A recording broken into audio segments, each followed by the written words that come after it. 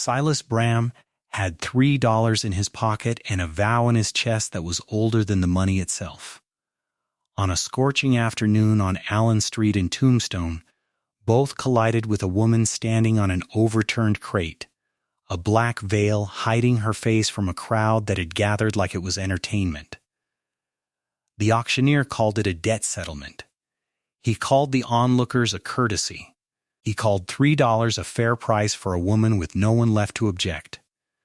Silas had ridden into town that morning for nothing more than feed and rope. He found himself shoving through the crowd before he'd fully decided to do anything at all. Her name was Marisol Vega, 24 years old. The veil wasn't modesty, it was the last wall she had between herself and a town that had spent one terrible week deciding her father's debts made her property. Silas once had a sister, Ruth, who married badly and quietly, and who'd written asking for help in the year before she died. He read that letter too late, on a ranch too far away, after telling himself it wasn't his business. He buried the guilt the way men like him buried everything by working harder and saying less, and somewhere after Ruth's funeral, he swore he'd never again stand at a safe distance while someone was treated as less than a person. He pushed 3 crumpled dollars into the auctioneer's hand, grabbed the bill of sale, and tore it in half in front of the whole street. "She isn't bought," he said. "Nobody owns another person here today. Not for $3, not for 3,000. Someone walk her wherever she wants to go." It felt clean.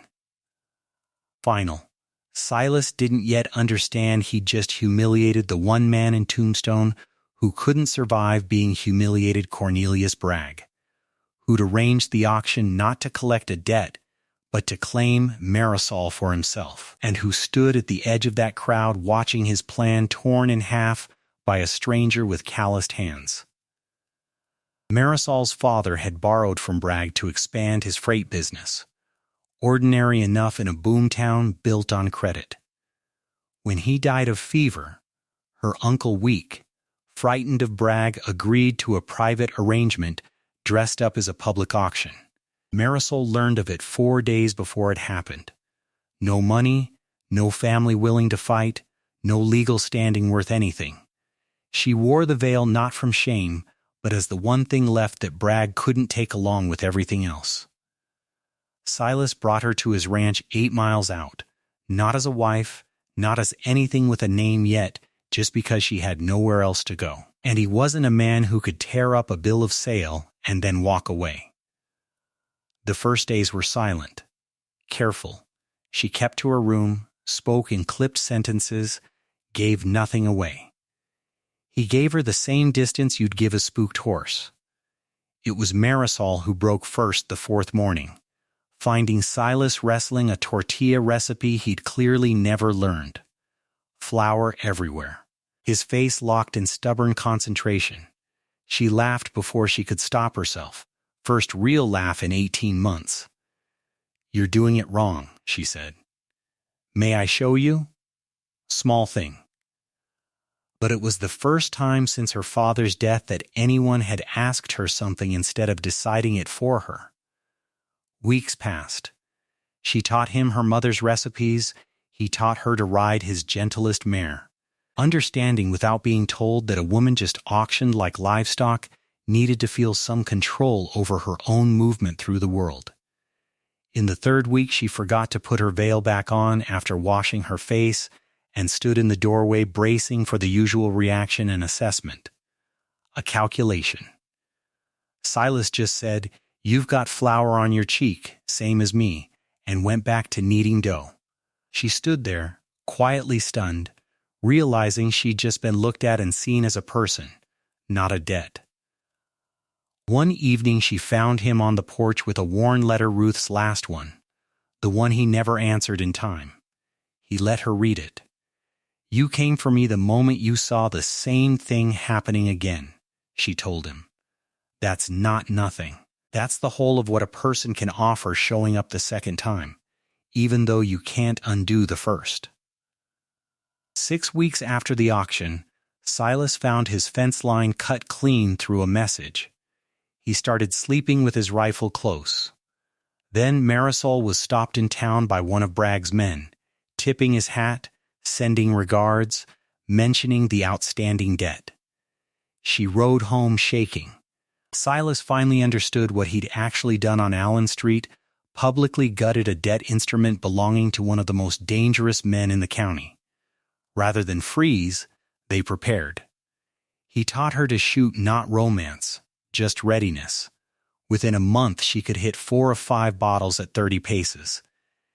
And while everyone assumed she was simply healing, she was quietly interviewing 2 other families Bragg had defrauded and finding her father's real ledger, hidden in her trunk, proving the debt was $300, not $400. Bragg rode out that autumn with 4 armed men and a corrupted court judgment. Silas stood his ground. But it was Marisol who stepped forward and laid out the truth, the ledger. 2 witnesses, a marshal in Tucson waiting for proof. One of Bragg's own writers, a man whose family had suffered the same fraud, refused to raise a hand against her. Bragg rode out and never came within a mile of that ranch again. The ledger eventually reached the territorial marshal, not as revenge, but as evidence in a slow, careful case that other defrauded families joined. Bragg never saw prison, but his reputation, the one thing he protected more than money, was ruined. Within 3 years he'd sold everything and left the territory for good. Silas and Marisol married that spring. She never wore a veil again, not from defiance, just because she no longer needed one. She kept her father's ledger by her bed for the rest of her life, not as a scar, but as proof of what she'd been capable of saving. Here's the part people tend to miss. The torn bill of sale is remembered as the brave moment. And it was. But it was also the easy part. A single gesture in a crowded street costs a man very little compared to what comes after the cut fences, the threats, the Sunday afternoon when courage alone wasn't enough.